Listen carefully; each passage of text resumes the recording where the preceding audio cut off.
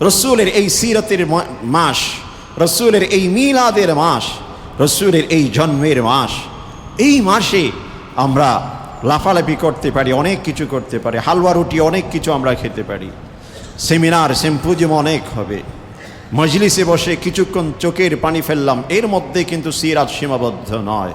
যতক্ষণ পর্যন্ত রসুলের সিরত আমার শরীরে, আমার মনে, আমার পরিবারে, আমার অফিসে সর্বত্র হবে না, ততক্ষণ পর্যন্ত রসুলের সিরত প্রতিষ্ঠিত হবে না। রসুলের সাথে আপোষ করতে চেয়েছিলেন কাফের মুশরিকরা, যখন দাওয়াত দিতে শুরু করেছেন, কাফের মুশরিকরা আপোষ করতে চেয়েছিলেন। আবু লাহাব, আবু জেহেলের দল, এরা কিন্তু আর আপোষ করতে চেয়েছিলেন। একবার রসুল করিম সাল্লাল্লাহু আলাইহি ওয়াসাল্লাম মক্কাতে বাইতুল্লাহতে বসে ফজরের পর ইবাদত করছিলেন। উতবা ইবনে শাইবা, কাফিরদের অন্যতম নেতা, মুশরিকদের অন্যতম নেতা, রসুলের কাছে এসে উপস্থিত, অন্যদের থেকে পরামর্শক্রমে এসেছেন। বলছেন, ইয়া মুহাম্মদ, হে মুহাম্মদ, ইন্নাকা আতাইতা কওমাকা শাইআন আযীম। হে মুহাম্মদ, তুমি তোমার সম্প্রদায়কে, তোমার গোত্রকে এমন একটি কঠিন বিষয় তুমি তাদের সামনে উপস্থাপন করলে। ফাররাকতা বিহি জামাআতাহুম, পরিবারের মধ্যে বিচ্ছেদ করে ফেলেছো তুমি। ওয়াসাফাহতা বিহি আহলামাহুম, আমাদের নেতা গোচরের যারা, তাদেরকে তুমি বেকুফ বানিয়ে ফেলেছো। এবং যে ওয়াইবতা বিহি আলিহাতানা ওয়া দীনানা, আমাদের যে দিন, পূর্বে অতীতের বাপদাদা থেকে যে ধর্ম আমরা অনুসরণ করে এসেছি, এটাকে তুমি কলুষিত করেছো। আমাদের অনেকগুলো যে ইবাদতের মূর্তি রয়েছে, এই সব কিছুকে তুমি কলুষিত করেছো। লাউ নাশাউ লাকুল্না মিথলাহুম সাদাকাল্লাহু মাওলানাল আযীম ওয়া সাদাকা রাসূলুহুন নাবিয়্যুল কারীম ونحن على ذلك من الشاهدين والشاكرين. وعن عبد الله بن زيد وأبي هريرة رضي الله عنهما عن النبي صلى الله عليه وسلم قال: لولا الهجرة لكنت امرؤ من الأنصار. وأيضا عن أبي موسى الأشعري رضي الله عنه عن النبي صلى الله عليه وسلم قال: إني رأيت في المنام أني أهاجر من مكة إلى أرض بها نخل، فذهب وهلي إلى اليمامة أو هجر، فإذا هي المدينة يثرب، أو كما قال النبي عليه الصلاة والسلام. সকলে রসূলের শানে দরুদ পাঠ করি। اللهم صل على سيدنا محمد وعلى آل سيدنا محمد كما صليت على إبراهيم وعلى آل إبراهيم إنك حميد مجيد. اللهم بارك على سيدنا محمد وعلى آل سيدنا محمد كما باركت على إبراهيم وعلى آل إبراهيم إنك حميد مجيد. محترم ومعزز মুসল্লিয়ান কিরাম, আল্লাহ পাকের অশেষ রহমত যে তিনি সাপ্তাহিক ঈদের দিন জুমার এই গুরুত্বপূর্ণ ইবাদতের সময়ে জাগতিক যাবতীয় কার্যক্রম থেকে সম্পূর্ণ পৃথক হয়ে সালাতুল জুমআ, দ্বীনি আলোচনা সম্বলিত খুতবা শোনার উদ্দেশ্যে যথাযথ সময়ে তার ঘরের মেহমান হয়ে হাজরি দেবার তৌফিক নসিব করেছেন। এই জন্যে তার শুকরিয়া জ্ঞাপন করি, বলি আলহামদুলিল্লাহ। আল্লাহ রাব্বুল আলামিন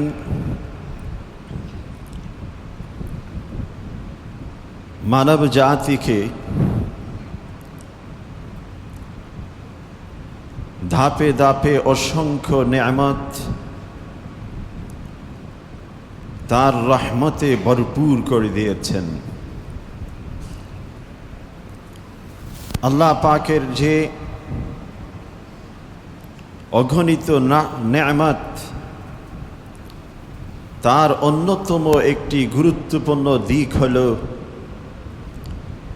তিনি মানব জাতির জন্যে যুগে যুগে এক একজন পথ প্রদর্শক,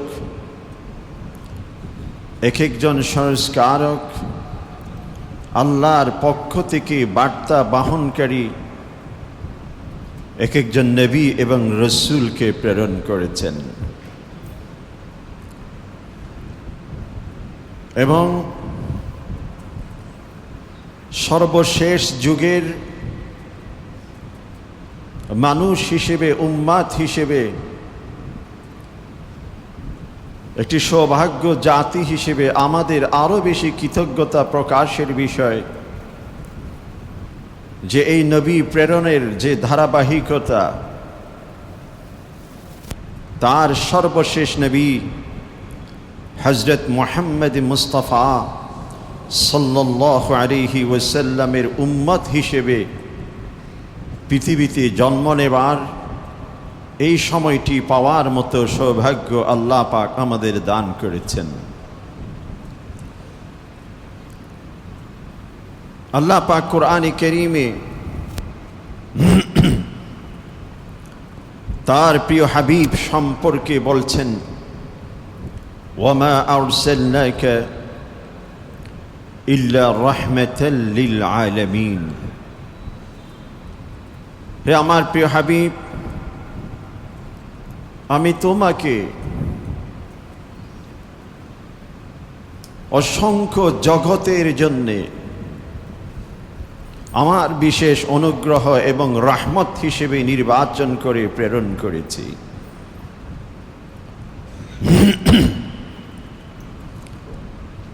জগৎ, মানব জাতি যেমনটি একটি জগৎ, ইনসানের জাতি, ইনসান জগৎ, জিন্নাতের একটি জগৎ, জড় পদার্থের একটি জগৎ, পশু পাখির একটি জগৎ, সপ্তম আকাশ থেকে শুরু করে এক একটি আকাশ, এক একটি আসমান, প্রত্যেকটি লেয়ারের মধ্যে এক একটি জগৎ। ঠিক তেমনি ভাবে যেই ভূমিতে, যেই জমিতে আমরা বিচরণ করি, এভাবে আরো 7টি লেয়ার ভিত্তিক জমি আল্লাহ পাক নিচে রেখেছেন, এক একটি জগৎ। যেই সময় এবং যেই জগতে আমরা জীবন যাপন করছি, এরকম আরো অসংখ্য জগৎ আল্লাহ পাক ধ্বংস করে দিয়েছেন। এভাবে অনেক অসংখ্য জগৎ। আল্লাহ বলছেন, হে আমার প্রিয় হাবিব, তোমাকে আমি এই ধরনের সকল জগতের নবী এবং রসুল এবং অনুগ্রহ ও রহমত হিসেবে নির্বাচন করে প্রেরণ করেছি। এজন্য রসুল তিনি শুধুমাত্র একজন রসুল এর মধ্যেই সীমাবদ্ধ নয়। সর্বশেষ নবী তিনি শুধুমাত্র নবী হওয়ার মধ্যেই সীমিত নন। তিনি সমগ্র জাতির জন্যে, সকল সৃষ্টি জগতের জন্যে আল্লাহর পক্ষ থেকে এক বিশেষ উপহার। এই জন্য তিনি যখন পৃথিবীতে ভূমিষ্ঠ হবেন, মায়ের গর্ভ থেকে আকাশের নক্ষত্রকুল ঝুঁকে পড়েছিল। পৃথিবীর মধ্যে এক পরিবর্তন সাধিত হয়েছে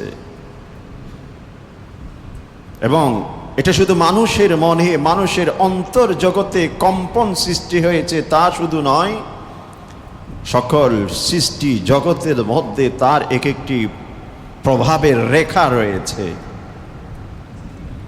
কায়সর ও কিসরাতে যেমন কম্পন সৃষ্টি হয়েছিল, আসমানের নক্ষত্রের জগতেও সেই কম্পন সৃষ্টি হয়েছে। কারণ তিনি সকল জগতের জন্যেই আল্লাহর পক্ষ থেকে এক বিশেষ উপহার। আমরা যেই মাসটি অতিক্রম করছি, রবিউল আউয়াল মাস, সেই মহান ব্যক্তিত্ব, আল্লাহর নির্বাচিত আমাদের বিশেষ নেয়ামত উপহার, যার প্রতি ঈমান ও বিশ্বাস আকীদার এবং ঈমানের অত্যন্ত গুরুত্বপূর্ণ একটি অংশ, তিনি এই মাসে পৃথিবীতে আবির্ভূত হয়েছেন। এজন্য বছর ঘুরে যখন রবিউল আউয়াল মাস আসে, মুসলিম উম্মার হৃদয় জগতে, মুমিনের অন্তরে নতুন করে রাসূলের প্রেম এবং ইশক নতুন করে সঞ্চারিত হয়। কিন্তু দুর্ভাগ্যক্রমে এই রাসূলের ইশক এবং প্রেমের জ্বালা, এর প্রভাব কিছুদিন থাকে, এরপর আবার আমরা গড্ডালিকা প্রবাহে এলিয়ে রাসূলের ওই স্মৃতি, রাসূলের ওই জীবনী সব কিছু ভুলে যায়। তো এই মাসে আমাদের যেটা করণীয়, রাসূলের সিরাত নিয়ে বেশি বেশি স্টাডি, পারিবারিক অঙ্গনে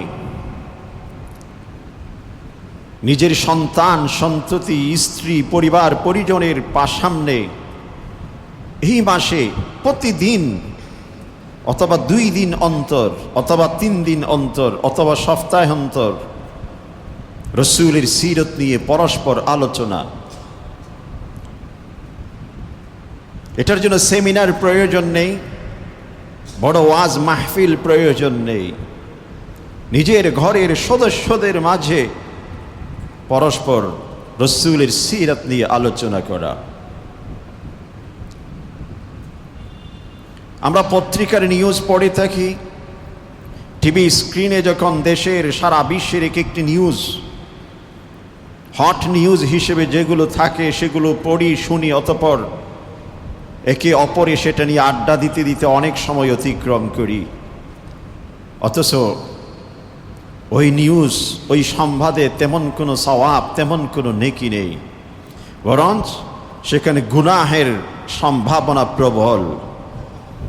কিন্তু রাসূলের এক একটি সিরা, রাসূলের জীবনী নিয়ে যখন আমরা আলোচনা করব, পর্যালোচনা করব, সেটা একটি ইবাদত, সেটা ঈমানকে মজবুত করবে, শক্তিশালী করবে। সেই রাসূলের সিরতের আলোচনা আমাদের আমলকে সুন্দর করবে। সেই রাসূলের সিরতের আলোচনা আমাদের ঘরের পরিবেশকে সুন্দর করবে। সেই রাসূলের সিরতের আলোচনা আমাদের স্বভাবকে ইবাদতে পরিণত করবে। একজন স্কলার বলেছেন, ইবাদাতুল গাফলাতি আদা ওয়া আদাতুল ইয়াকযাতি ইবাদা। একজন গাফেল, অসতর্ক, বেখেয়াল, অসচেতন যারা জীবন যাপন করে, তাদের ইবাদতও একটি হ্যাবিটের মতো, একটি অভ্যাসের মতো। এটা ইবাদত হিসেবে নয়, একটা স্বাভাবিক মানবীয় একটি অভ্যাস হিসেবে তারা সেটা করে থাকে। ঘুম থেকে উঠা, এটা একটি মানুষের মানবীয় স্বভাব।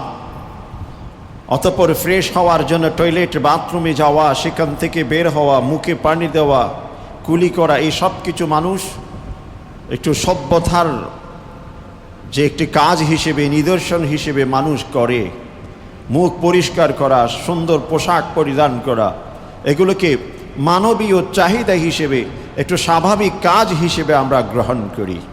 আর যারা সচেতন, যারা বিচক্ষণ, যারা দূরদর্শী, যারা সময়ের মূল্য বুঝে, যারা হায়াতের মূল্য বুঝে, যারা হায়াতের লক্ষ্য এবং উদ্দেশ্য সম্পর্কে সচেতন, তারা এই হেবিচুয়াল ফ্যাক্টসগুলো, মানবীয় যে কার্যক্রমগুলো, এগুলোকে ইবাদতে পরিণত করে। আর রাসূলের সিরত যখন একজন ব্যক্তি স্টাডি করবে, আলোচনা করবে, পর্যালোচনা করবে, ঘরে বাহিরে সর্বত্র, তার এই যে স্বাভাবিক যে কাজগুলো, এগুলো ইবাদতে পরিণত হয়ে যাবে।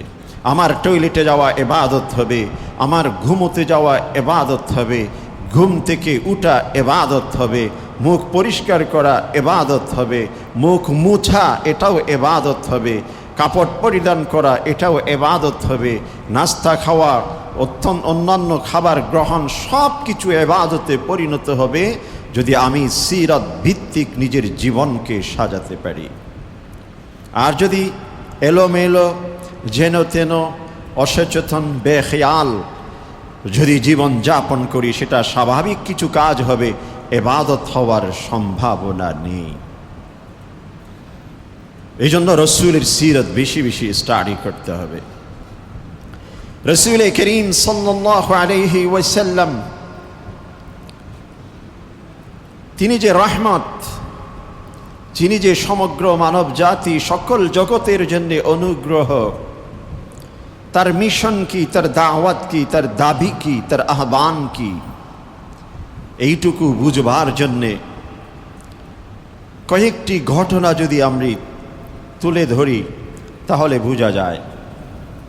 অতীতে রসুলের জন্মের সাথে সম্পৃক্ত বেশ কিছু বিষয় আমরা আলোচনা করেছি। তো রসুল করিম সাল্লাল্লাহু আলাইহি ওয়াসাল্লাম মক্কি জীবনে সিরতকে আলোচনার দৃষ্টিকোণ থেকে কয়েক ভাগে ভাগ করা যায়। একটি হচ্ছে রসুলের জন্মের পর থেকে নবুয়ত প্রাপ্তির পূর্ব পর্যন্ত, অর্থাৎ জন্মের পর থেকে 40 বছর পর্যন্ত তার জীবন যাপন কেমন ছিল। এরপর দ্বিতীয় অধ্যায় তিনি যে নবুয়ত পেয়েছেন, নবী হিসেবে আল্লাহর পক্ষ থেকে ওয়াহির মাধ্যমে যেদিন থেকে তিনি নবুয়ত পেয়েছেন, এরপর থেকে শুরু করে হিজরতের আগ পর্যন্ত, অর্থাৎ 13 বছর মক্কি জীবন নবুয়তের।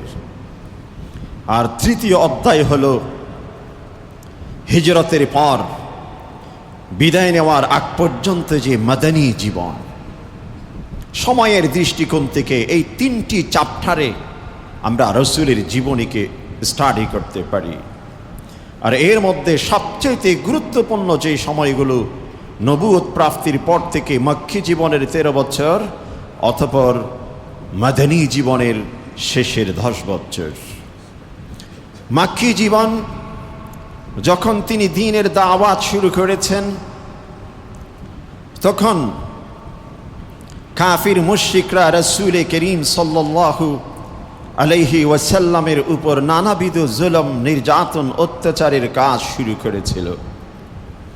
যারা রসুলের প্রতি ঈমান এনেছেন তাদের উপরও চরম পর্যায়ের জুলম, নির্যাতন শুরু করে, এমনকি এক পর্যায়ে রসুল করিম সাল্লাল্লাহু আলাইহি ওয়াসাল্লাম 15 জন সাহাবী এবং সাহাবিয়া, 11 জন সাহাবী পুরুষ আর 4 জন সাহাবিয়া, কোনো কোনো বর্ণনায় 5 জন, অর্থাৎ 16 জন হয় সর্বমোট, এদেরকে হাবশার দিকে হিজরত করে পাঠিয়ে দিয়েছেন জুলম থেকে, নির্যাতন থেকে বাঁচার জন্যে। এর কিছুদিন পর যখন জুলম নির্যাতন আরো বেশি বেড়ে যায়, রসুল করিম সাল্লাল্লাহু আলাইহি ওয়াসাল্লাম 73 জন সাহাবীকে, এবং সেখানে সাহাবিয়াও ছিলেন, তাদেরকে দ্বিতীয়বার আবিসিনিয়া, যেটাকে বর্তমান ইথিওপিয়া বলা হয়ে থাকে, সেই দিকে হিজরতের জন্য নির্দেশ দেয়। এবং সেখানকার সেই 73 জনের মধ্যে দল নেতা হিসেবে নির্বাচন করে দিয়েছিলেন জাফর ইবনে আবি তালেব রাদিয়াল্লাহু আনহুকে। এনারা যখন সফর শুরু করে কাফের মুশরিকদের নির্যাতন, জুলম থেকে বাঁচার জন্যে, আত্মরক্ষার জন্যে, তখন মক্কার ওই কাফের মুশরিকদের যারা নেতা ছিল, আবু জেহেল, আবু লাহাবরা, উতবা, সাইবারা, তারা মনে করলেন যে এরা তো এতদিন পর্যন্ত মক্কার এই চৌহদ্দির মধ্যেই সীমিত ছিল, যখন এরা এখান থেকে পালিয়ে অন্যত্র যাবে সেখানেও মুহাম্মদের ইজম, মুহাম্মদের সেই আকীদা মতবাদ তারা প্রসার করবে, আরও বেশি ব্যাপ্তি হবে। এদেরকে প্রতিহত করা আমাদের জন্য কঠিন হয়ে যেতে পারে, এদেরকে অন্যত্র সফর করতে দেওয়া যাবে না। এই কথা বলে ওই 73 জনের পিছনে একটি দল প্রেরণ করে, যাদের মধ্যে সবচেয়ে বেশি শক্তিশালী ছিল আব্দুল্লাহ ইবনে আমর ইবনুল আস। তিনি ততক্ষণ পর্যন্ত ইসলাম গ্রহণ করেননি। আব্দুল্লাহ ইবনে আবি রবিআ, এরাও ইসলাম তখনও গ্রহণ করেননি। পরবর্তীতে এরা দুজন ইসলাম গ্রহণ করেছিলেন। এদেরকে কাফের মুশরিকরা হাবশার দিকে যারা হিজরত করে যাচ্ছেন তাদেরকে পথের মধ্যে তাদের রেকাওয়াট তৈরি করার জন্য প্রতিবন্ধক হিসেবে তাদেরকে প্রেরণ করে, কিন্তু তারা তাদের পর্যন্ত পৌঁছতে তারা নদী পথে হাবশা পর্যন্ত পৌঁছে যায়। হাবশাতে যাওয়ার পর সেখানে যারা অবস্থান করতেন, বসবাস করতেন, তারা ছিলেন খ্রিস্টান ধর্মে বিশ্বাসী। সেখানকার বাদশাহ, যিনি নেতা নাজ্জাশী, যার সম্পর্কে ঐতিহাসিকরা বলেছেন পরবর্তীতে তিনি ইসলাম গ্রহণ করেছেন, তিনি তাদের নেতা ছিলেন, শাসক ছিলেন, বাদশাহ ছিলেন। তার কাছে তারা আশ্রয় গ্রহণ করে, তিনি তাদেরকে আশ্রয় দিয়েছেন। কিন্তু কুরাইশের সেই কাফের মুশরিকদের যেই প্রতিনিধি পিছু নিয়েছিল তারা থেমে নেই।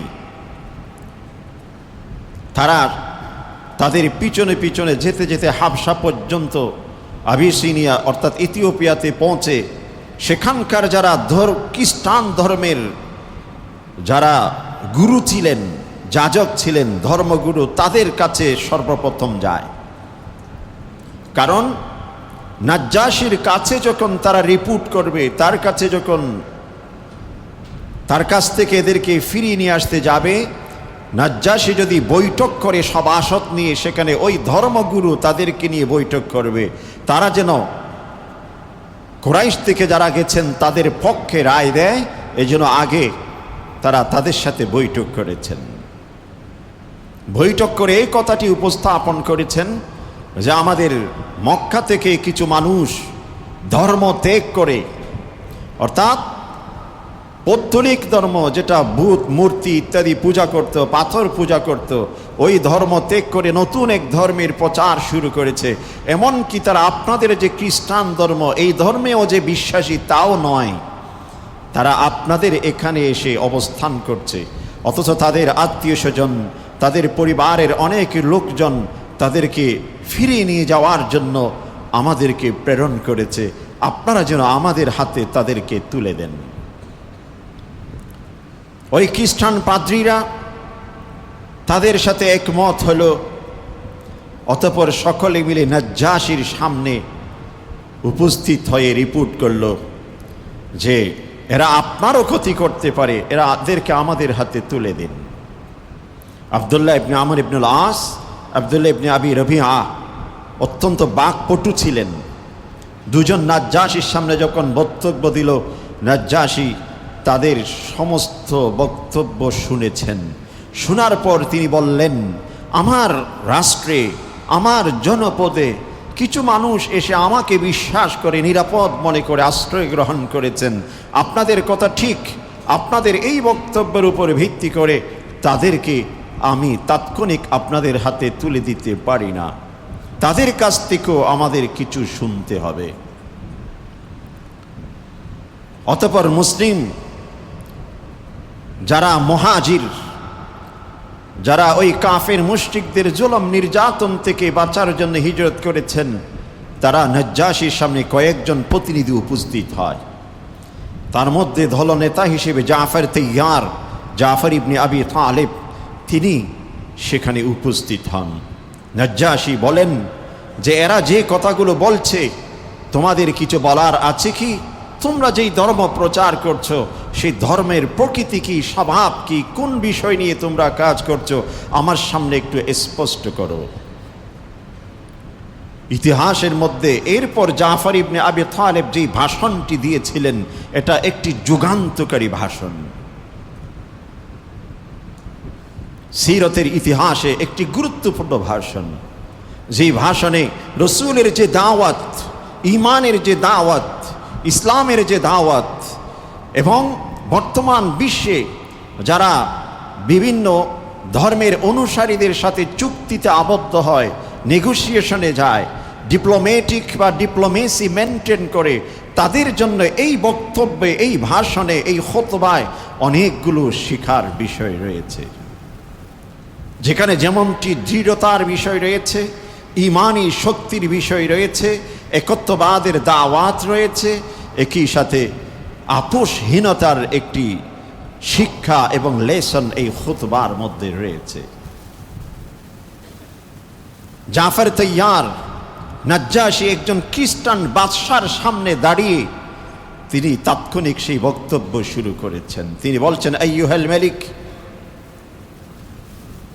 আইয়ুহাল মালিক, কুন্না কওমান আহলাল জাহিলিয়া, আমরা অন্ধকার যুগের কিছু মানুষ ছিলাম।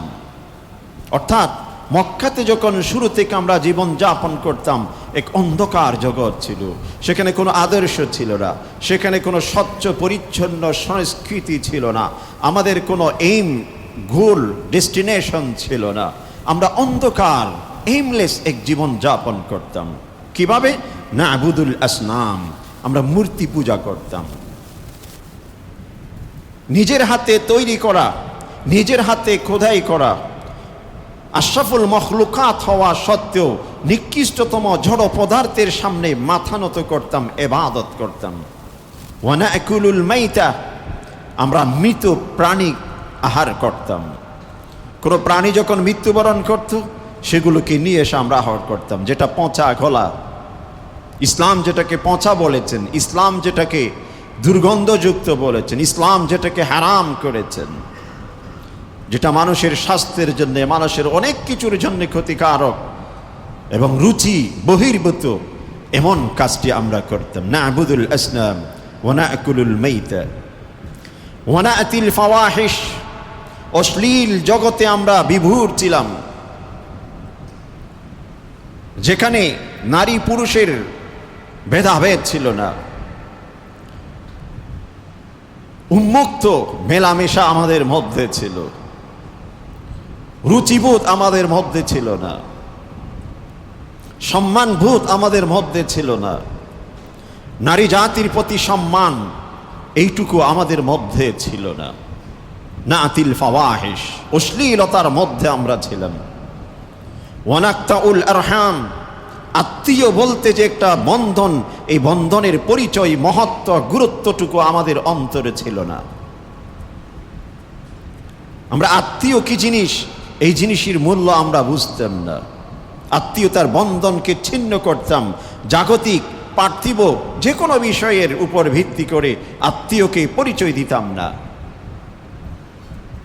নাখতাউল আরহাম ওয়া নুসিউল জাওয়ার, প্রতিবেশীর যে কি অধিকার, প্রতিবেশীর যে কি হক, প্রতিবেশীর উপর আমাদের কি কি কর্তব্য দায়িত্ব রয়েছে, এই সম্পর্কে আমরা সচেতন ছিলাম না। প্রতিবেশীর সীমানাকে আমরা যে সামনে থেকে অগ্রসর হয়ে তার জমিটুকু, তার অংশটুকু নিজে আমরা আত্মসাৎ করে নিতাম, তার মাল সম্পদ ইত্যাদিগুলোকে লুটে নিতাম।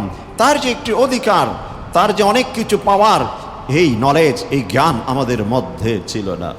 ওয়ায়াকুলুল কবিয়্যু মিন্না দাঈফা, আমাদের মধ্যে যারা শক্তিশালী ছিলেন, তারা যারা দুর্বল প্রকৃতির, তাদের উপর সবসময় রাজত্ব করত, তাদের উপর সবসময় প্রভাব বিস্তার করত, তাদের উপর সবসময় জুলুম নির্যাতন করত। এটা আমাদের নিত্য নৈমিত্তিক এক ধরনের স্বভাব, এক ধরনের কাজ ছিল। এক বাক্যে বলা যেতে পারে নিষ্ঠুর, নৃশংস, হিংস্র, প্রাণীর চাইতে বিভৎস আমাদের জীবন যাপন ছিল। ফাকুন্না আলা যালিক, এভাবে আমরা জীবন যাপন করতেছিলাম। এভাবেই বর্বর এক জীবন যাপন আমরা করতেছিলাম। হাত্তা বাআসাল্লাহু ইলাইনা, বাইরে যাও, বের হয়ে যাও এখান থেকে। একে আসতে দিছে কে এখানে?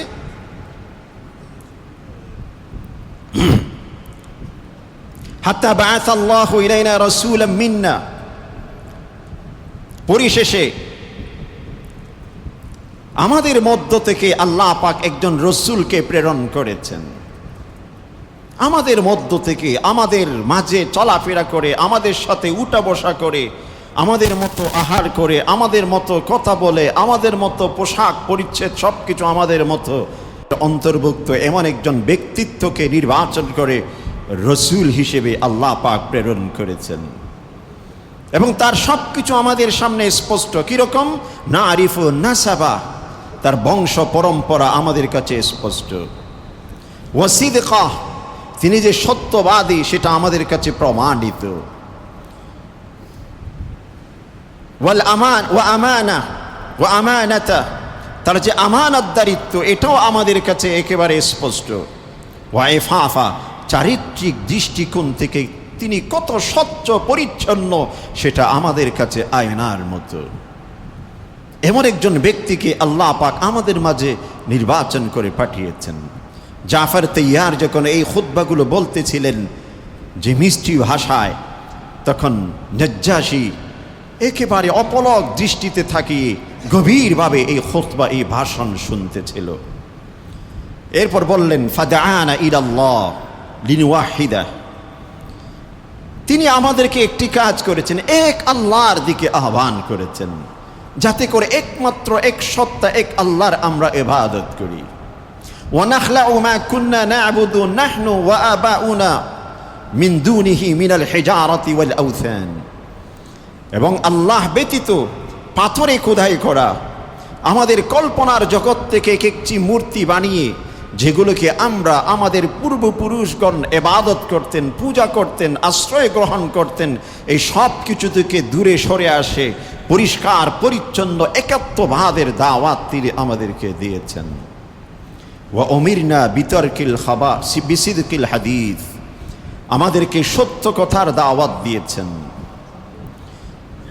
এবং ওয়া আদাইল আমানা, আমাদের কাছেও যাদের আমানত রয়েছে তাদের আমানতটুকু যথাযথ পৌঁছিয়ে দেওয়ার দাওয়াত দিয়েছেন। এবং ওহসনিল জাওয়ার, এবং প্রতিবেশীর সাথে সুন্দর আচরণ করার শিক্ষা দিয়েছেন। একই সাথে ওয়াসিলাতির রহম, আত্মীয়তার বন্ধনকে আরো বেশি শক্তিশালী করার দাওয়াত দিয়েছেন। কে আমার ভাই হয়, কে আমার চাচা হন, কে আমার ফুফু হন, কে আমার মামা হন, এদের সাথে সুন্দর আচরণ, একটা ইউনিটি, একটা রক্তের বন্ধন, একটা যে ঐক্যের সাথে বেঁধে যাওয়া, একটা টাইনেস পরস্পরের, এই বিষয়ের প্রতি আমাদেরকে তিনি দাওয়াত দিয়েছেন।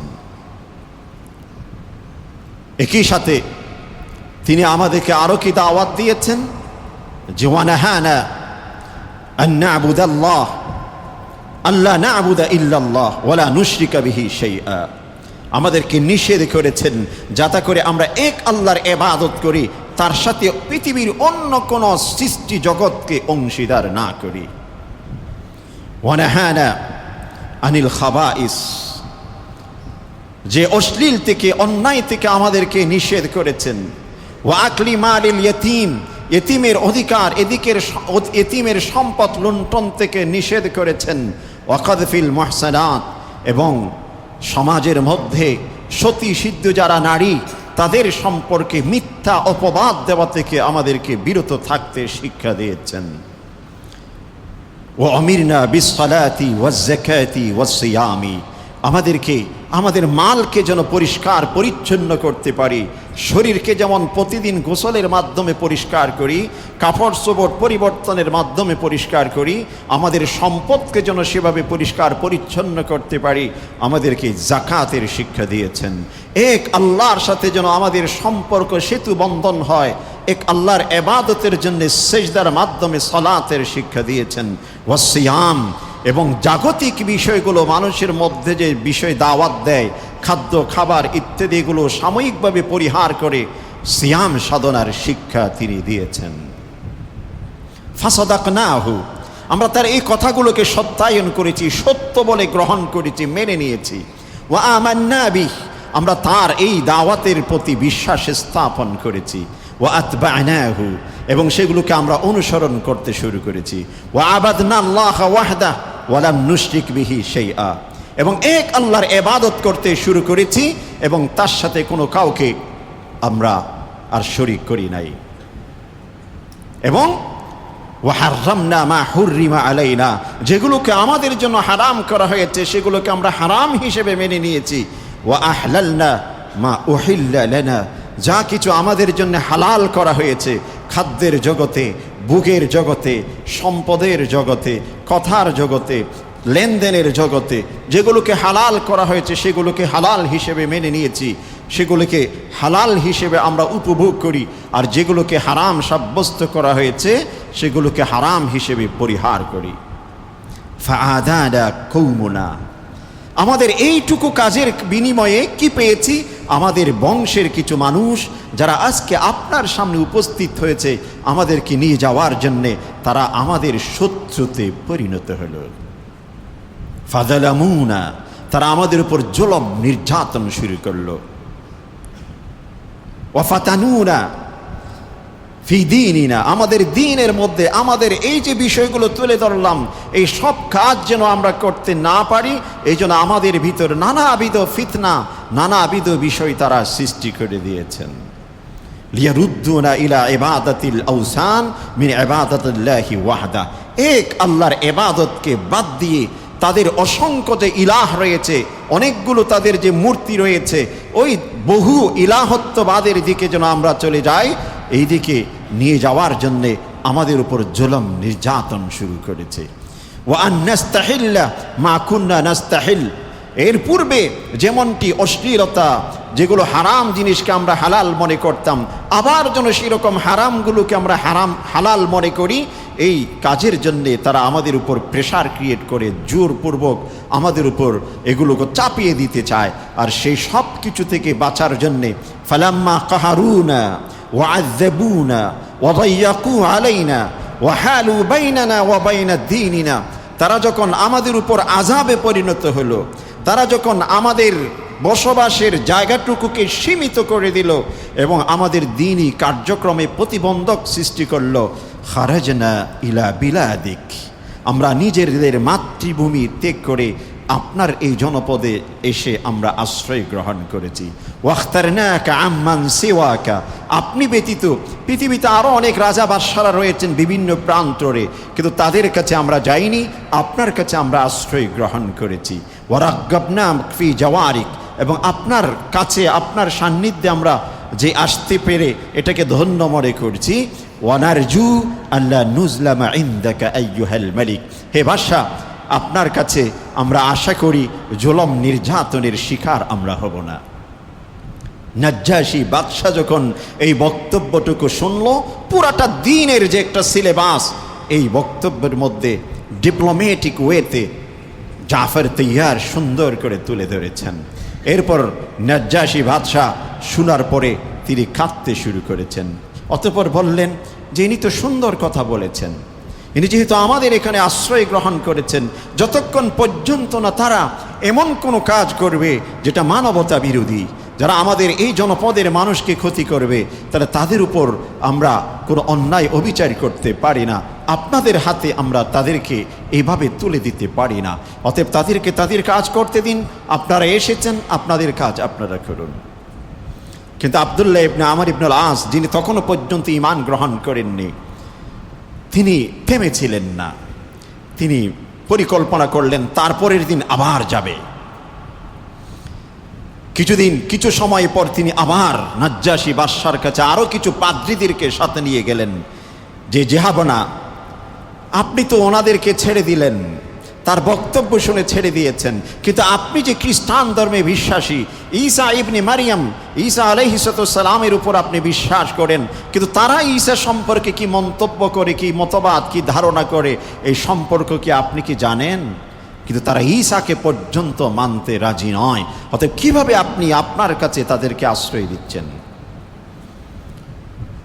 নাজ্জাশী ভাষায় এই কথাটি শোনার পর আবার একটু বিচলিত হলেন। ঠিক আছে, তাহলে তাদেরকে ডেকে নিয়ে এসে সে সম্পর্কে জিজ্ঞাসা করে নেই তারা ঈসা আলাইহিস সালাম সম্পর্কে কি মন্তব্য করে, কি আকীদা, কি বিশ্বাস ধারণ করে। জাফর ইবনে আবি তালেব তারপরের দিন আবার উপস্থিত। যখন জিজ্ঞাসা করলেন তোমরা ঈসা আলাইহিস সালাম সম্পর্কে কি মন্তব্য করো, কি ধারণা করো, তোমাদের বিশ্বাস কি, জাফর ইবনে আবি তালেব রাদিয়াল্লাহু আন ঠিক সেই মুহূর্তে সূরাতু মারইয়াম 1 নম্বর আয়াত থেকে শুরু করে তেলাওয়াত শুরু করেছেন। কাফ হা ইয়া আইন সাদ যিকরু রাহমাতি রাব্বিকা আবদাহু যাকারিয়া ইজ নাদা রাব্বাহু নিদাআন খাফিয়া। এভাবে ধীরে ধীরে ধীরে ধীরে শুরু করেছেন। যেতে যেতে এই সূরার মধ্যেই 1 পৃষ্ঠা 1.5 পৃষ্ঠা পড়ে হযরতে ঈসা আলাইহিস সালামের জন্ম সম্পর্কে কথাগুলো এসেছে। মারিয়াম আলাইহিস সালাম কিভাবে সন্তান প্রসব করেছেন, কোন অলৌকিকভাবে সন্তানটি তিনি গর্ভে ধারণ করেছেন, সব কিছু সূরার মধ্যে ধারাবাহিকভাবে স্পষ্টভাবে বর্ণিত হয়েছে। এবং ঈসা আলাইহিস সালাম যখন কোলের মধ্যে থাকা অবস্থায় নিজের মুখ ফুটে আওয়াজ করেছেন, ক্বালা ইন্নী আব্দুল্লাহি আতানিয়াল কিতাবা ওয়া জাআলানি নবিয়্যা, আমি একজন আল্লাহর বান্দা, আমাকে নবী হিসেবে নির্বাচন করে প্রেরণ করেছেন, আমি একজন আল্লাহর পক্ষ থেকে প্রেরিত রাসূল, আমার কাছে পৃথক একটি কিতাব দিয়েছেন, ইনজিল কিতাব। ঈসা আলাইহিস সালামের মুখ দিয়ে এটা উচ্চারণ করেছেন সূরাতে মারইয়ামে। ধারাবাহিকভাবে যেতে যেতে এই কথাগুলো রয়েছে। নাজ্জাশী যখন এই কথাগুলো শুনলেন তখন বললেন, আপনি যে কথাগুলো বলেছেন এই কথাগুলো আমাদের ইনজিলের মধ্যে ঈসা আলাইহিস সালাম সম্পর্কে যে কথা রয়েছে তার থেকে একচুল পরিমাণ এদিক সেদিক নয়, সম্পূর্ণ সত্য কথাই আপনি বলেছেন। নাজ্জাশী এই কথাগুলো বলছেন আর নিচের 2 চোখ বেয়ে পানি ঝরছে আর পানি ঝরছে। অতঃপর কুরাইশ থেকে যে কাফের মুশরিকদের প্রতিনিধি দল গিয়েছিলেন তারা নিষ্ফল হয়ে ব্যর্থ হয়ে সেখান থেকে ফিরে আসে এবং সাহাবায়ে কেরাম সেখানে আশ্রয় গ্রহণ করে দ্বীনের কাজ চালিয়ে গেছেন। এমনকি পরবর্তীতে রাসূল করিম সাল্লাল্লাহু আলাইহি ওয়াসাল্লাম যখন হিজরত করে গেছেন 622 খ্রিস্টাব্দে, ওই হিজরতের পরেও যারা ওখানে হিজরত করে গেছিলেন নাজ্জাশীর হাবশাতে ইথিওপিয়াতে, তারা সেখানে 7 বছর পর্যন্ত ছিলেন। ধীরে ধীরে কেউ কেউ মদিনাতে হিজরত করে গেছেন, আবার কেউ কেউ সেখানে আমরণ পর্যন্ত দাওয়াতি মেহনতের সাথে জুড়িয়ে তারা সেখানে রয়ে গিয়েছিলেন। ইসলাম, সিরাত, রসুল এই বিষয়গুলোই আমাদের কাছে উপস্থাপন করেছেন।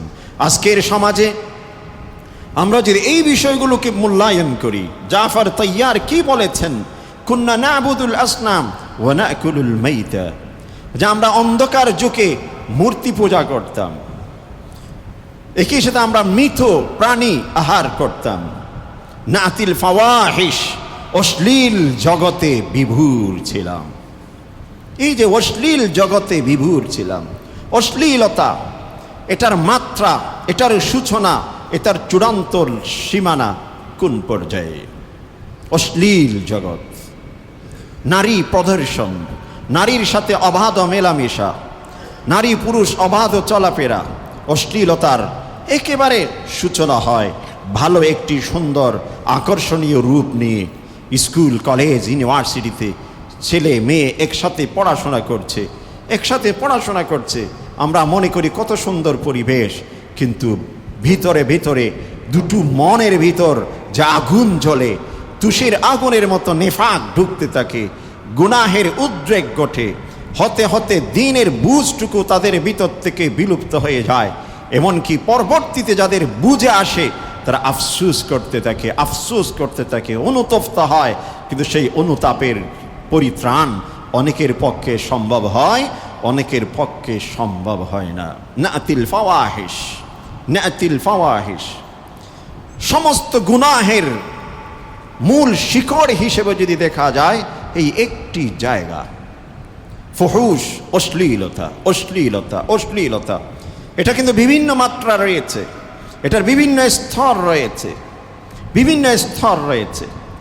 কোন একজন সাধারণ একেবারে নেককার একজন ব্যক্তি, একেবারে নেককার, তাহাজ্জুদ গুজার, 5 ওয়াক্ত নামাজ পড়ে, তিনি আলেম হতে পারে, জালেম হতে পারে, যে কোনো প্রকৃতির হতে পারে, তার চোখে যখন কোনো একজন বেপরদা নারীর চেহারা যখন চোখে পড়ে, এটা অশ্লীলতার প্রথম সূচনা। এখান থেকে সম্প্রসারিত হতে হতে হতে হতে হতে এটা চূড়ান্ত পর্যায়ে কোন জায়গাতে নিয়ে যাবে, কোন ঠিকানায় নিয়ে যাবে, সেটার কোনো শেষ নাই। আর প্রতিবেশীর অধিকার সম্পর্কে সচেতন নই, অথচ তারা সেই প্রতিবেশীর অধিকার প্রতিষ্ঠা করার জন্যে মাতৃভূমি পরিহার করেছেন, পরিত্যাগ করেছেন। এই জন্য মুহতারাম মুসল্লিয়ানে কেরাম, রসুলের এই সিরতের মাস, রসুলের এই মিলাদের মাস, রসুলের এই জন্মের মাস, এই মাসে আমরা লাফালাফি করতে পারি, অনেক কিছু করতে পারি, হালুয়া রুটি অনেক কিছু আমরা খেতে পারি, সেমিনার সিম্পোজিয়াম অনেক হবে, মজলিসে বসে কিছুক্ষণ চোখের পানি ফেললাম, এর মধ্যে কিন্তু সিরাত সীমাবদ্ধ নয়। যতক্ষণ পর্যন্ত রসুলের সিরত আমার শরীরে, আমার মনে, আমার পরিবারে, আমার অফিসে সর্বত্র হবে না, ততক্ষণ পর্যন্ত রসুলের সিরত প্রতিষ্ঠিত হবে না। রসুলের সাথে আপোষ করতে চেয়েছিলেন কাফের মুশরিকরা, যখন দাওয়াত দিতে শুরু করেছেন, কাফের মুশরিকরা আপোষ করতে চেয়েছিলেন। আবু লাহাব, আবু জেহেলের দল, এরা কিন্তু আর আপোষ করতে চেয়েছিলেন। একবার রসুল করিম সাল্লাল্লাহু আলাইহি ওয়াসাল্লাম মক্কাতে বাইতুল্লাহতে বসে ফজরের পর ইবাদত করছিলেন। উতবা ইবনে শাইবা, কাফিরদের অন্যতম নেতা, মুশরিকদের অন্যতম নেতা, রসুলের কাছে এসে উপস্থিত, অন্যদের থেকে পরামর্শক্রমে এসেছেন। বলছেন, ইয়া মুহাম্মদ, হে মুহাম্মদ, ইন্নাকা আতাইতা কওমাকা শাইআন আযীম। হে মুহাম্মদ, তুমি তোমার সম্প্রদায়কে, তোমার গোত্রকে এমন একটি কঠিন বিষয় তুমি তাদের সামনে উপস্থাপন করলে। ফাররাকতা বিহি জামাআতাহুম, পরিবারের মধ্যে বিচ্ছেদ করে ফেলেছো তুমি। ওয়াসাফাহতা বিহি আহলামাহুম, আমাদের নেতা গোচরের যারা, তাদেরকে তুমি বেকুফ বানিয়ে ফেলেছো। এবং যে ওয়াইবতা বিহি আলিহাতানা ওয়া দীনানা, আমাদের যে দিন, পূর্বে অতীতের বাপদাদা থেকে যে ধর্ম আমরা অনুসরণ করে এসেছি, এটাকে তুমি কলুষিত করেছো। আমাদের অনেকগুলো যে ইবাদতের মূর্তি রয়েছে, এই সব কিছুকে তুমি কলুষিত করেছো। কেন? তুমি আমাদের এক পথে চলে আসো। এরপর রাসূল করিম সাল্লাল্লাহু আলাইহি ওয়াসাল্লামকে আবু জেহেল, আবু লাহাব, উতবা, শাইবার দলরা তিনটি জিনিসের প্রস্তাব দিয়েছেন, যেই তিনটি ফিতনা বর্তমান সমাজে দুর্নীতির জন্য, দেশ ধ্বংসের জন্য, সমাজ ধ্বংসের জন্য, পারিবারিক চেঞ্জ ধ্বংসের জন্য, পুরোটা রাষ্ট্রকে বিক্রি করার জন্য যে তিনটি প্রস্তাব বর্তমান কাফের মুশরিকরা আমাদেরকে দিয়ে কিনে নেয়, সেই তিনটি জিনিসের প্রস্তাব রসুলকে দিয়েছিলেন। তিনটি জিনিসের প্রস্তাব, একেবারে সহজ তিনটি জিনিস।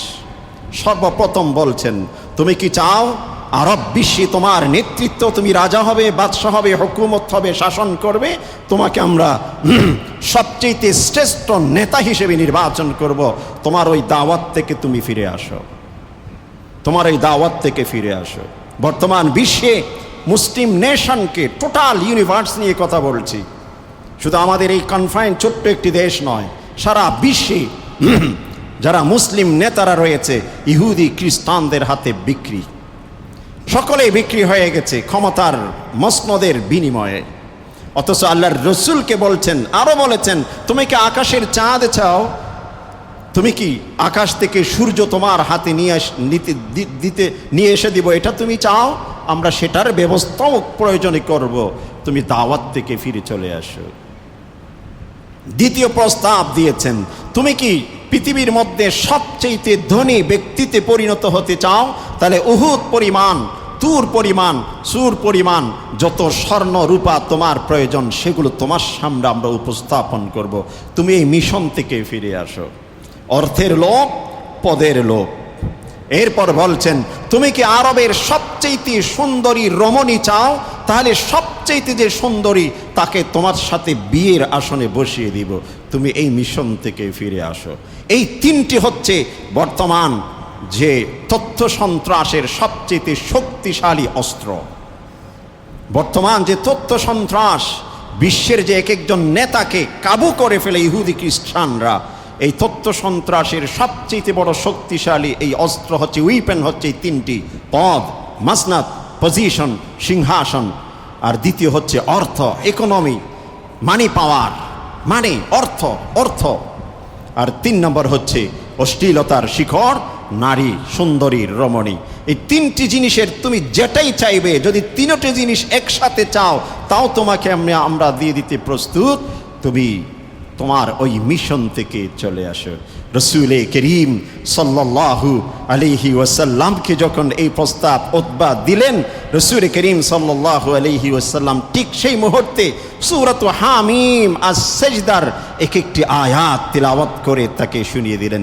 হামিম তানজিলুম মিনার রহমানির রহিম, কিতাবুন ফুসসিলাত আয়াতুহু قرآنا عربيا لقوم يعلمون بشيرا ونذيرا فأعرض أكثرهم وهم لا يسمعون وقالوا في قلوبنا أكنة এভাবে সূরাত হামিম আস-সাজদা ধারাবাহিকভাবে তিলাওয়াত করতে শুরু করেছেন। যেখানে কওমে হুদের ইতিহাস আছে, যেখানে কওমে সামুদের ইতিহাস আছে, পৃথিবীর মধ্যে সবচেয়ে শক্তিশালী যে জাতি কওমে সামুদ, কওমে আদ, এদের যে স্থাপত্য এখনো পর্যন্ত পৃথিবীর মধ্যে যুগান্তকারী স্থাপত্য হিসেবে পরিগণিত হয়, এমন জাতি ছিলেন। লম্বা শক্তি সব কিছুর দিক থেকে সবচাইতে শক্তিশালী জাতি ছিল আদ এবং সামুদ। আল্লাহ পাক তাদেরকে কিভাবে ধ্বংস করেছেন সেই চিত্র সূরাত হামিম আস-সাজদা, আজকে সকলে গিয়ে একবার এই সূরাত হামিম আস-সাজদা দেখে নেবেন। এই সূরার মধ্যে এই কথাগুলো রয়েছে। যেতে যেতে যখন সূরা তিলাওয়াত করতে শুরু করেছে, এক পর্যায়ে গিয়ে সেখানে একটি আয়াত আছে এমন, ফাইন আরাদু ফাকুল আনযারতুকুম সাইকাতাম মিসলা সাইকাতি আদি ওয়া সামুদ, তোমরা যদি আমার এই দাওয়াতকে অবজ্ঞা করে উপেক্ষা করে অন্য পথ বেছে নাও, তবে আমি তোমাদেরকে কোনো কিছু করতে পারবো না। একটি বিষয় সম্পর্কে সচেতন করতে পারবো, সতর্ক করতে পারবো, সেটা হলো কওমে আদকে আল্লাহ পাক কিভাবে ধ্বংস করেছিলেন, কওমে সামুদকে আল্লাহ পাক কিভাবে আযাব দিয়েছিলেন, সেই দৃশ্যপট, সেই ইতিহাস আমি তোমাদের সামনে তুলে ধরতে পারবো। এই পর্যন্ত যখন পৌঁছে গেছে এই 13 নম্বর আয়াত হামিম আস-সাজদার, এই আয়াত যখন তিলাওয়াত করেছে, উতবা সাথে সাথে রসুলের মুখে হাত দিয়ে বসেছেন। রহিমাকাল্লাহ, রহিমাকাল্লাহ ইয়া মুহাম্মদ, রহিমাকাল্লাহ, হে মুহাম্মদ তুমি আর সামনে পড়ো না, আর সামনে পড়ো না। কারণ এক একটি আয়াত যখন তিলাওয়াত করতেছিল, উতবার অন্তরে এক একটা যে বিঁধে যাচ্ছিল তীরের মতো, তাকে আঘাত করতেছিল, চোখের পানি ছেড়ে দিয়েছে। অতঃপর আবু জেহেল আবু লাহাবের কাছে ফিরে গেছে। ফিরে যাওয়ার পর বলল, আমরা মুহাম্মদকে যেই কাজের জন্য আহ্বান করছি, সে যে বাণী আমাদেরকে শোনাচ্ছে, এই বাণী কোনো মানব রচিত হতে পারে না, এটা অন্য জগতের বাণী। তোমরা তার কাজ তাকে করতে দাও, তাকে আপন অবস্থায় ছেড়ে দাও। আবু জেহেল আবু লাহাবদের অন্ধ অন্তর দিয়ে কি বা উপলব্ধি করবে? তারা বলতেছিল, সাহে রাখা ওয়াল্লাহি ইয়া আবাল ওয়ালিদি বিলিসানি, হে আবাল ওয়ালিদ, হে উতবা, তোমাকে তার জাদুকরী বক্তব্য দিয়ে সে তোমাকে বশ করে ফেলেছে, তুমি তাকে আসলে বুঝাতে পারো নাই। এই জন্য মুহতারাম সামিঈন, রবিউল আউয়াল মাস প্রতিটি সেক্টরের মানুষ সামাজিকভাবে দেখানোর জন্য হোক, বা রসুলের প্রেম সত্যিকার অর্থে অন্তরে আছে এই জন্যে হোক, অথবা যে গতানুগতিক কিছু প্রথাকে মেনে নেওয়ার উদ্দেশ্য হোক, বিভিন্ন জায়গা থেকে, প্রত্যেকে আপন আপন জায়গা থেকে রসুলের সিরত নিয়ে কথা বলি। রসুল পৃথিবীতে এই জন্য এসেছেন, রসুল এই জন্য এসেছেন। আল্লাহ পাক যেন আমাদেরকে সেভাবে চলতে সুযোগ করে দেয়। আমরা চেষ্টা করব এই যে ফুলঝুরিপূর্ণ যে বাণী, আকর্ষণীয় বাণী, লিখিত মৌখিক বিভিন্ন জায়গায় আমরা দিতে থাকি, কিন্তু রসুল যে মিশন নিয়ে কাজ করেছেন, সেই মিশনটুকু নিজের ভিতর একবার যদি আমরা প্রতিষ্ঠা করতে চাই, সমাজে কোনো প্রকারের দুর্নীতি থাকতে পারবে না, সমাজে কোনো প্রকারের অশ্লীলতা থাকতে পারবে না, সমাজের মধ্যে কোনো ব্যক্তির অন্তরে দেশপ্রেমের বাহিরে পেটপ্রেম কোনোদিন অন্তরে আসতে পারে না। আজকে দেখুন, আমাদের দেশপ্রেম না থাকার কারণে পদের প্রেম সবচেয়ে বেশি, দেশপ্রেমের চাইতে পদের প্রেম বেশি, দেশপ্রেমের চাইতে অর্থের প্রেম বেশি, দেশপ্রেমের চাইতে নিজের প্রচার প্রসারের প্রেম বেশি, ভালোবাসা বেশি। এই জন্যই দেশকে গড়তে পারি না, জাতিকে গড়তে পারি না। জাতি গোল্লায় যাক, মানুষ গোল্লায় যাক, আমার সবটুকু পেলেই হয়ে গেল, এমন যে একটি সাইকোলজি, এমন যে এক মানসিকতা, এটার পিছনে অন্যতম কারণ রসুলের সিরত থেকে, রসুলের জীবনী থেকে আমরা শিক্ষা গ্রহণ করিনি। রসুলের কাছে এরপরে আরও বিভিন্ন প্রস্তাব নিয়ে এসেছিল। আরও প্রস্তাব নিয়ে এসেছিল, আরও প্রস্তাব। এরপর আবু জেহেল, আবু লাহাব সকলেই সম্মিলিতভাবে এসেছিল। এই সময় একটা প্রস্তাব দিছিল, এমন কাজ করি আমরা, একটা নেগোসিয়েট করি। নেগোসিয়েট কিভাবে? ইয়া মুহাম্মদ, হালুম্মা ইয়া মুহাম্মদ, ফালনা'বুদ মা তা'বুদ ওয়া তা'বুদ মা না'বুদ ফানাশতারিক নাহনু ওয়া আনতা ফিল আমর। হে মুহাম্মদ, আসো, তুমি এক আল্লাহর দাওয়াত দিচ্ছ, ঠিক আছে, আমরা 6 মাস 1 বছর তোমার এক আল্লাহর ইবাদত করব, বাকি 6 মাস বা 1 বছর তুমি আমাদের সমস্ত ইলাহ, সমস্ত মূর্তির ইবাদত করবে। আবার 6 মাস আমরা তোমার ইলাহের ইবাদত করব, আর বাকি 6 মাস তুমি আমাদের অতগুলো মূর্তির ইবাদত করবে। এতে করে আমাদের পরস্পরের মধ্যে একটা ঐক্য সৃষ্টি হয়ে গেল, এক হয়ে যেতে পারলাম, আর পরস্পরের মধ্যে কোনো ঝগড়া থাকবে না। এমনটি করা যায় না? আর ঠিক সেই সময় আল্লাহ পাক আসমান থেকে ওয়াহির মাধ্যমে জিবরিল আমিনকে পাঠিয়েছেন সূরাতুল কাফিরুন দিয়ে। কুল ইয়া আইয়ুহাল কাফিরুন লা আ'বুদু মা তা'বুদুন ওয়া লা আনতুম আ'বিদুনা মা আ'বুদ ওয়া লা আনা আ'বিদুম মা আ'বাদতুম ওয়া লা আনতুম আ'বিদুনা মা আ'বুদ লাকুম দীনুকুম ওয়ালিয়া দীন। আজকে যখন আমাদের কাছে এরকম চুক্তির জন্য আসে কাফের মুশরিকরা, ইহুদি খ্রিস্টানরা, এই সূরাতুল কাফিরুন কোথায় যায়? এটা শুধু মসজিদের মধ্যে বক্সে করে রেখে দিয়ে আমি যখন রাস্তায় যাই, সূরাতুল কাফিরুনের প্রভাব স্পর্শ আমার অন্তরে দেয়। এই জন্য কাফের মুশরিকদের লাথি ঘুষি সব কিছু খেতে খেতেই ফিলিস্তিন জর্জরিত, ইরাক জর্জরিত, আফগানিস্তান লড়তে লড়তে লড়তে লড়তে রক্ত দিতে দিতে পৃথিবীর ইতিহাস একটি ইতিহাস সৃষ্টি করে মাথা উঁচু করে দাঁড়িয়েছে। কারণ তাদের কাছে সূরাতুল কাফিরুনের মূল্য ছিল, তাদের কাছে সূরাত হামিম আস-সাজদার মূল্য ছিল। এরপর আরও চুক্তি করতে চেয়েছিল, আবি তালিব শুদ্ধ সকলকে নিয়ে এসে বসেছিলেন। আর ঠিক সেই সময় আল্লাহ পাক সূরাত সাদের 7টি আয়াত ধারাবাহিকভাবে নাজিল করেছিলেন। সেখানেও এভাবে প্রস্তাব দিয়েছিলেন, এতগুলো ইলাহ ছেড়ে তুমি কেন এক ইলাহের দাওয়াত দিচ্ছ? তুমি আমাদের সাথে মিশে যাও। এভাবে নানাবিধ বিষয়, সময় সংক্ষেপের কারণে বিস্তারিত বলতে পারছি না, এভাবে চুক্তিতে নিয়ে আসতে চেয়েছিল। রাসূল করিম সাল্লাল্লাহু আলাইহি ওয়াসাল্লাম আপোষ করেননি। পৃথিবীতে একমাত্র যদি নেতাকে অনুসরণ করতে চান আপোষহীন, সত্যিকার অর্থে এক আল্লাহর সামনে মাথা নত করতে আপোষহীন একমাত্র নেতার আদর্শ যদি পৃথিবীতে অনুসরণ করতে চান, হযরত মুহাম্মদ মুস্তাফা সাল্লাল্লাহু আলাইহি ওয়াসাল্লাম হচ্ছেন একমাত্র আপোষহীন নেতা। নেতৃত্বকে তিনি পদদলিত করেছেন, অর্থকে পদদলিত করেছেন, সুন্দরী রূপসী নারীকে পদদলিত করেছেন, পৃথিবীর যাবতীয় সব কিছুকে পদদলিত করেছেন এক আল্লাহর জন্য। আর ওই কাফের মুশরিকরা যখন শেষে এসে দাওয়াত দিয়েছেন একত্রিত হওয়ার জন্য, সূরাতু সাদের এক একটি আয়াত আল্লাহ পাক নাজিল করেছেন। সাদ ওয়াল কুরআনি যিযিকর বালিল্লাযীনা কাফারু ফি ইজ্জাতিন ওয়া শিকাক, এভাবে 7টি আয়াত ধারাবাহিকভাবে আল্লাহ পাক নাজিল করেছেন। এরপরেও যখন রাসূলকে তারা ফেরাতে পারেননি, তারা পরিকল্পনা করেছেন। আল্লাহ পাক কোরআনে কারীমের সূরাতুল আনফালে যে আয়াতটি শুরুতে আমি তেলাওয়াত করেছিলাম, সকলেই মক্কার পাশে তাদের একটি সংসদ ছিল, দারুন নাদওয়া। দুঃখিত, আমি কয়েকটি মিনিট বেশি নিচ্ছি। সিরত হিসেবে এমনিই তো কিছু আলোচনার বিষয় থাকে, ঝড় বৃষ্টি নেই। দারুন নাদওয়াতে সকলে বৈঠক করেছিলেন। ওয়াইদ ইয়ামকুরু বিকাল্লাযীনা কাফারু, আল্লাহ পাক চিত্র তুলে ধরেছেন, যখন যারা কাফির মুশরিক আপনাকে ধোঁকা দেবার জন্যে, আপনাকে ষড়যন্ত্রে ফেলাবার জন্যে, বিভ্রান্তিতে ফেলাবার জন্যে দারুন নাদওয়ার সংসদে বসে আপনার বিপক্ষে যখন পরিকল্পনা করেছিল। কি কি পরিকল্পনা?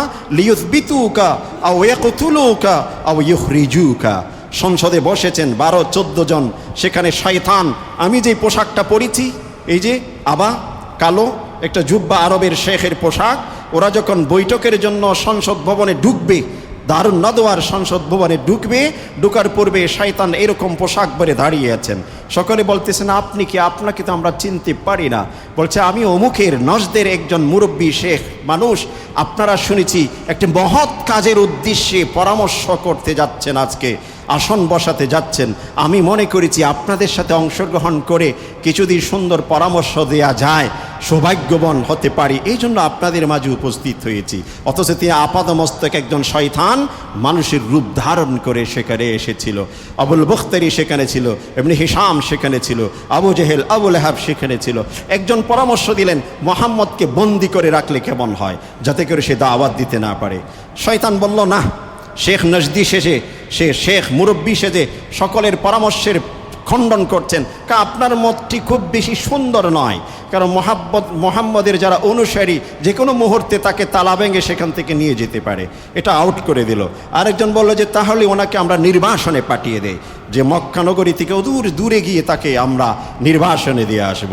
শয়তান বলল, শেখ নজদি বলছে এটাও বেশি সুন্দর নয়, কারণ কোনো না কোনোভাবে কেউ যদি সেখান থেকে আবার তাকে নিয়ে এসে যায়, এমনও হতে পারে। শেষ পর্যন্ত আবু জেহেল বলল কি, যে তাহলে আমরা একটা কাজ করতে পারি, অনেক কিছু আমরা চেষ্টা করেছি, কোনোভাবে তাকে রক্ষা করা যায়, কোনোভাবে তাকে থামানো যায়নি, এই জন্য আমরা তাকে হত্যার পরিকল্পনা, এবং এই হত্যা কোনো একজন ব্যক্তি করবে না।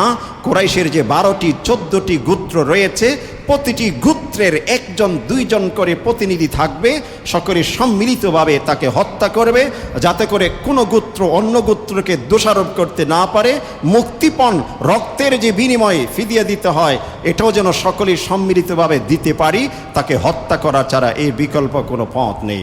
শেখ নজদি শয়তান হাসতে হাসতে মুচকি হেসে বলল, এই যুবকটা সুন্দর পরামর্শ দিয়েছে, এটাই গ্রহণযোগ্য, তা লাভ করতে পারে।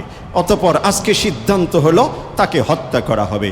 আর আল্লাহ পাক ওহির মাধ্যমে রসুলকে যখন জেনে দিয়েছেন, রসুল করিম সাল্লাল্লাহু আলাইহি ওয়াসাল্লাম নিজের বিছানায় আলী কাররামাল্লাহু ওয়াজহা চাচাতো ভাইকে শুয়ে দিয়ে ঘর থেকে বেরিয়ে আবু বকর সিদ্দিক রাদিয়াল্লাহু আনহুকে সাথে নিয়ে হিজরতের উদ্দেশ্যে বের হয়ে যায়। সেটাও কোরআনের আয়াত রয়েছে, হাদিস রয়েছে, অনেক দীর্ঘ লম্বা সময়। অতঃপর রসুল ইসলাম সেখান থেকে হিজরত করে চলে যায়। মুহতারাম সামিঈন, রবিউল আউয়াল মাস এটা শুধুমাত্র একটি মাস নয়, বর্তমান যে সিচুয়েশন আমরা ফেস করছি, আমরা মোকাবেলা করছি, এখান থেকে পরিত্রাণের সর্বোচ্চ পর্যায়ের সিদ্ধান্ত গ্রহণ করার শিক্ষা রসুলের জীবনীতে সিরতে রয়েছে।